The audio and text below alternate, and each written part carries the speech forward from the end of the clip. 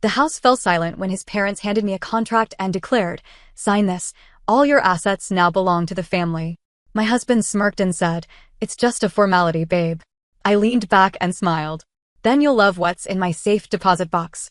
Their faces twisted in panic as the lawyer walked in. I met Daniel 6 years ago in Chicago. I was in my late 20s, focused on my career, and had worked hard to get where I was. Real estate was my thing. I flipped houses, made smart investments, and built a comfortable life for myself. Nothing flashy, but solid. Secure. Daniel, on the other hand, came from money. Or so I thought. He had the charm, the confidence, the expensive taste. He never talked about money much, but he always had the best suits, the newest gadgets, the high-end everything. His parents, William and Eleanor, were the same way. They had an old money attitude, like they were better than everyone else. Their house was massive, full of antique furniture and family portraits, the kind of place that looked rich. I wasn't some clueless, wide-eyed girl. I knew rich people. I worked with them all the time. And something about Daniel's family felt off. His parents made these little comments, like, "You're so lucky to be joining our family, and a woman like you must be thrilled to have this kind of stability." I should have asked why they assumed I needed stability. Daniel had moments that made me uneasy too. He borrowed money and forgot to pay it back. He once suggested I put my name on a house he wanted to buy, saying it would be easier for tax reasons. I shut that down. But still, I let these things slide. I told myself it didn't matter. Until the night they made their move. Daniel and I had been married for 2 years when his parents invited us over for dinner at their estate. It wasn't unusual. They liked their fancy family dinners, with expensive wine and long, drawn-out conversations about legacy and tradition. But that night, something felt different. The moment we sat down, there was this tension in the air. Daniel seemed excited. His mother was practically glowing. His father, always stoic, had a satisfied look on his face. Halfway through dinner, William cleared his throat and pulled out a thick stack of papers. He placed it in front of me like it was a gift. "We've been thinking about the future," Eleanor said, her voice warm, almost maternal. "About what's best for the family." I glanced at Daniel. He was watching me closely, waiting. "We need to ensure stability," William added, sliding a pen toward me. "This contract will allow us to combine our resources. One strong financial unit working together." I picked up the first page and started reading. They wanted me to sign over everything.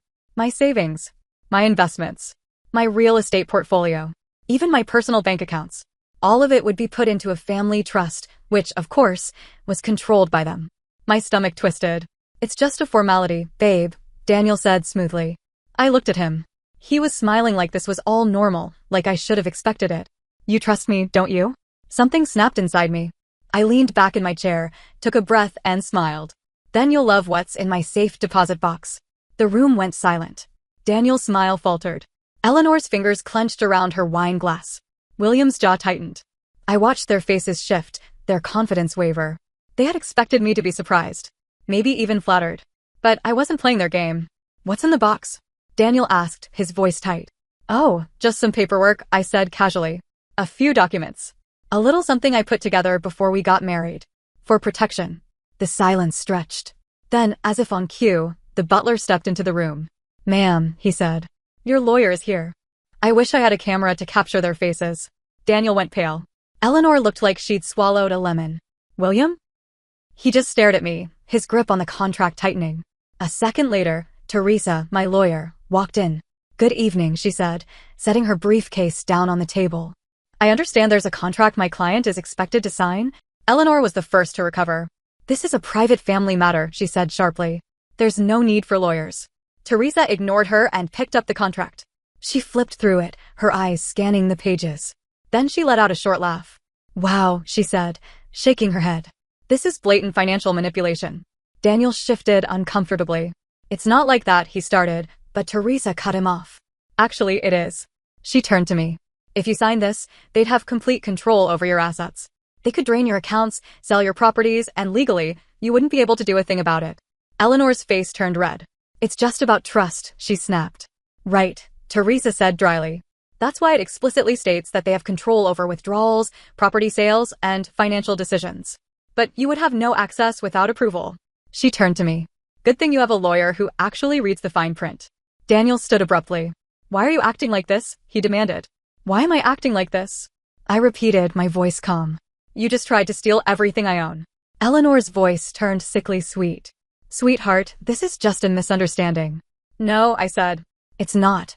I took a deep breath and stood. And I think I'm done here. As I stood up to leave, Daniel grabbed my wrist. Not hard, but firm enough to make a statement. His smirk was gone, replaced with something colder. Don't do this, he muttered under his breath. You don't want to make enemies here. Enemies? I yanked my hand free and looked him in the eye. You already made me one. Eleanor suddenly switched tactics. She let out a shaky laugh and placed a delicate hand over her chest, like a soap opera actress trying to calm her nerves. Darling, you're overreacting. This is all a misunderstanding. I didn't say a word. She kept going. We only meant to protect you. This world is dangerous. Money can be lost so easily, and we just wanted to make sure you were safe. That we were all safe. Safe. Right. Safe from what, exactly? Myself? Teresa, my lawyer, crossed her arms.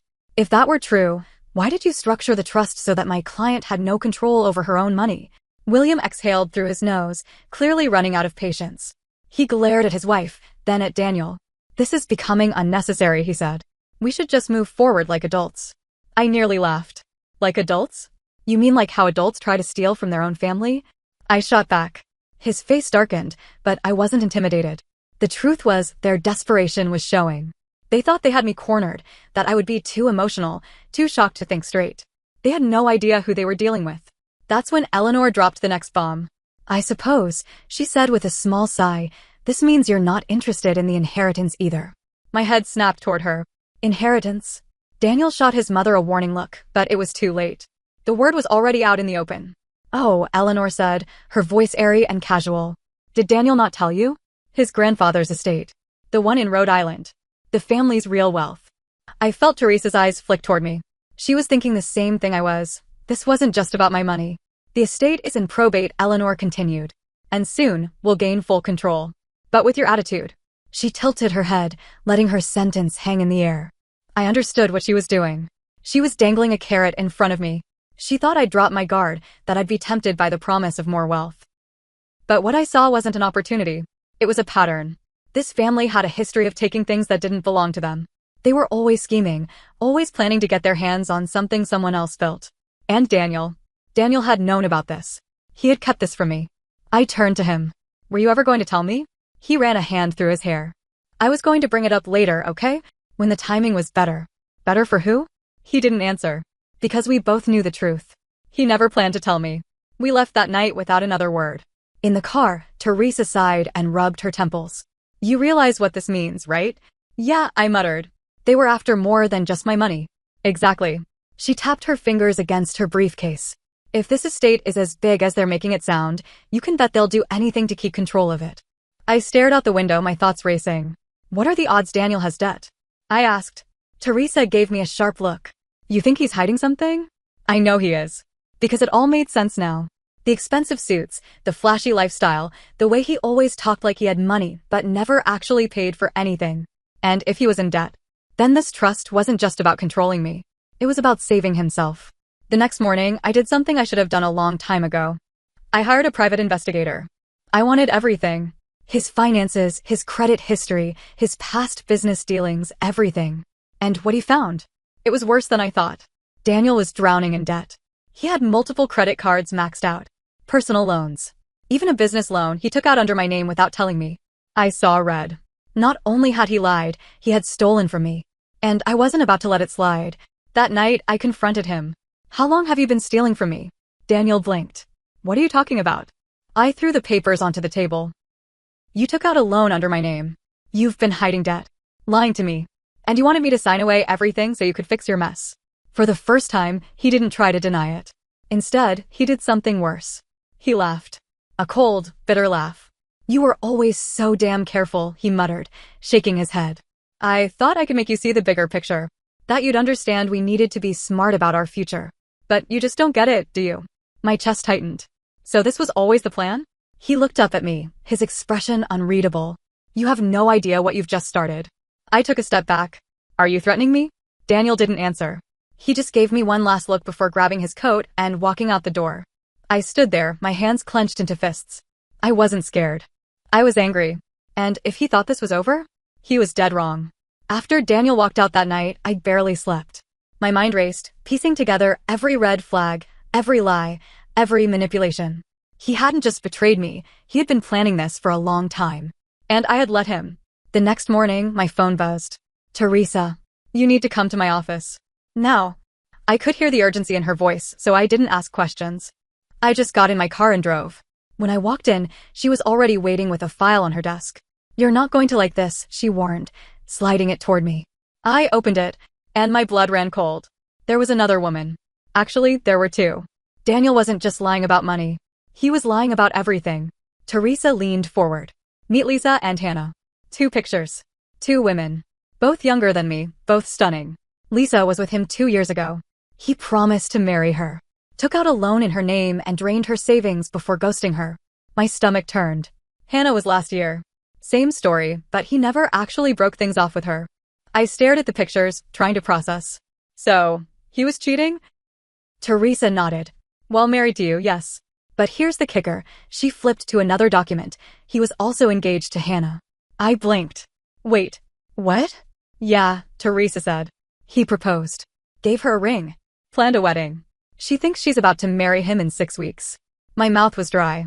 So he was married to me, engaged to someone else, and scamming both of us? Teresa exhaled. Pretty much. And that's when it hit me.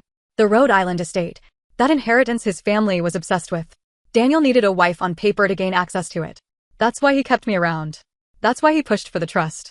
He wasn't just trying to steal my money, he was trying to replace me before I could figure it out. I needed to talk to Hannah. Teresa set up a private meeting at a coffee shop the next day. When she walked in, I almost felt sorry for her. She was glowing, practically floating with excitement. She thought she had a fiancé. She had no idea she was his next target. I introduced myself, and the moment I said Daniel's name, I watched her face change. How do you know him? She asked, suddenly guarded. Because he's my husband. Silence. Then, that's not possible. I placed my wedding ring on the table. Hannah's hands shook as she reached for her bag. She pulled out her ring and placed it beside mine. Identical. That's when she started crying. She told me everything. Daniel told her he was coming into an inheritance, but needed to be married to secure the money.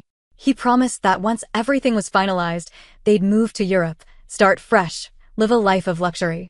He had already convinced her to sign over her savings. I clenched my fists. Do you still have contact with him? I asked. She nodded, wiping her tears. He's supposed to take me to meet his family this weekend. I exhaled slowly. We're going to crash that little reunion. Hannah agreed to go along with my plan. We didn't tell Daniel we knew. Instead, she acted like nothing was wrong. She texted him, kept the engagement moving forward, even played along when he gushed about their future together. Meanwhile, I was working in the background. I hired a forensic accountant to dig through his finances. Turns out, Daniel had a hidden offshore account where he'd been funneling money. The debts I found earlier? Just the tip of the iceberg. Then I dug into his parents. Remember that Rhode Island estate? Turns out, it wasn't legally theirs yet. The probate process was messy, and they needed a stable heir to gain control. A stable married heir. Daniel was supposed to be that person. But now? Now I had everything I needed to burn it all down. The night of the family dinner came fast. Daniel thought he was bringing his sweet, naive fiancée to meet his loving parents. Instead, he was about to get the shock of his life. Hannah and I arrived together. I walked in first. Daniel's parents were already seated at the grand dining table, sipping wine like royalty. Eleanor's face twisted in confusion when she saw me. What are you doing here? She snapped. I smiled. I wouldn't miss family night for anything. Daniel walked in behind me, arm in arm with Hannah. And then? He froze. His face drained of color. I watched the panic settle in as his brain scrambled for a way out. Babe, he said, forcing a smile at Hannah. Why is she here? Hannah crossed her arms. You tell me. Silence. His mother stood abruptly. This is ridiculous. I won't have this drama at my table. I laughed. Oh, trust me. You'll want to hear this. I turned to Teresa, who was standing quietly by the doorway. Would you like to begin?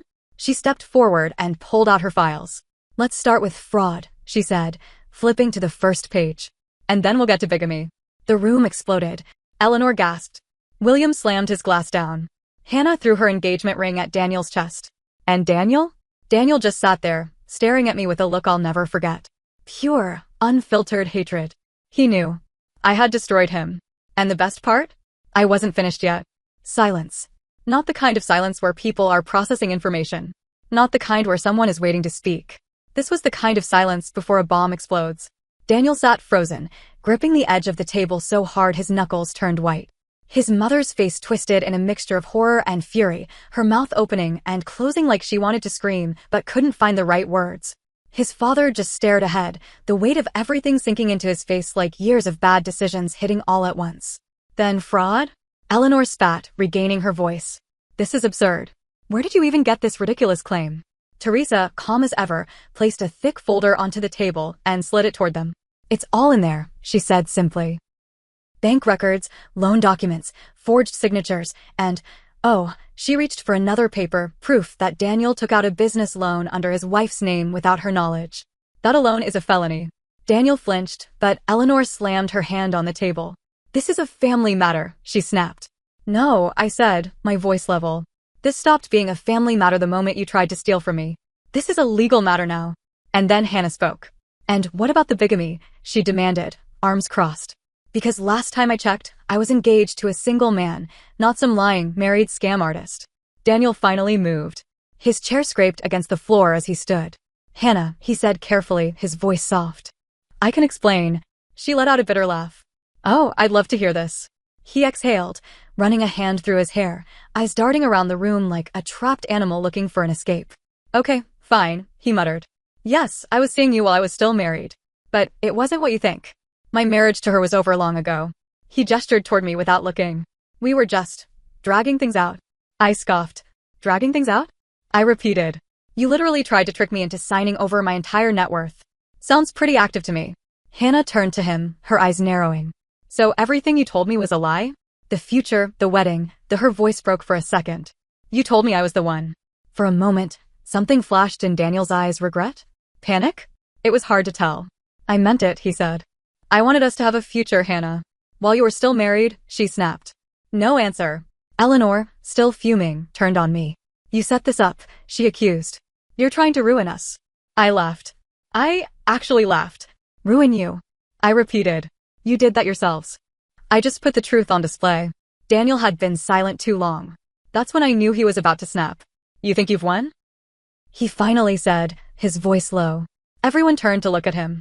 He wasn't panicked anymore. He was angry. You act like you're the victim here, he growled, eyes locked onto me. But let's be honest, this was always about power for you. You liked feeling superior. You liked keeping everything locked away, so I had to come to you for money. I raised an eyebrow. That's an interesting way to describe me protecting my finances from a compulsive liar. His nostrils flared. You never trusted me. You never gave me a reason to. I was your husband, he exploded, slamming his fist onto the table so hard the glasses rattled. You were supposed to stand by me, not turn on me like this. Hannah took a step back. Eleanor looked shaken. William, for the first time that night, spoke. Sit down, he ordered. His voice was quiet, but the authority in it was clear.